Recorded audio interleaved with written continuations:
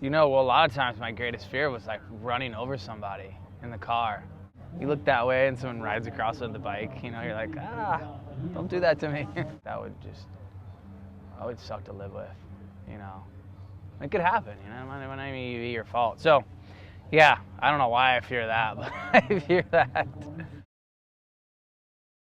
Without a doubt, what gets me the most excited is if I'm able to wake up and see my kids, and especially Bowie of 5 months.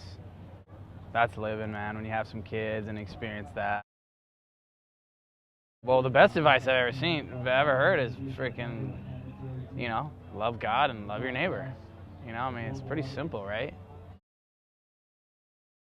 I could surf and do this tour and that's all good, but like, that still takes me away from my family for a long time. It's great to win, it's fun, it's the best lifestyle in the world, but yeah, I mean, just what every man juggles with, really. It's like, do you want to work yourself away, or do you want to try to find the balance where you can work and be with your kids as well?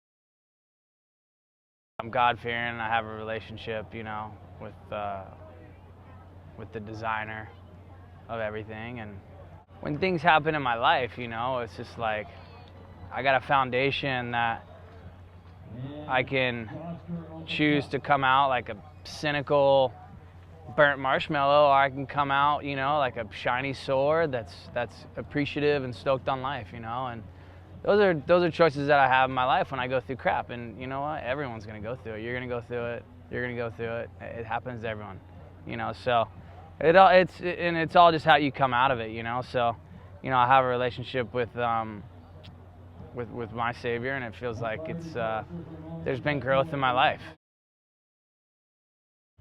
You get on a high, your endorphins are going crazy, everything's being released in your body, you know, and you know, that's really just that's that drug that brings you back, you know. And like I mean, that's the reason why I still surf, is because that little drug right there happens, and it's got to happen a couple times a year, you know, or you just don't come back. 25th round heat, where you're just comboed or whatever, and then you come out of it, and then you're just like, you can just like walk on water. That drug keeps me coming back, and that's why I continue to do these things and sacrifice and do all these things, because I know, man, there's a point where it's just like the cards are stacked against you, and you didn't think you were gonna pull it off, and it just, for some reason, just magic happened, and you were just like. Well, the key to happiness is pretty, you gotta have hope.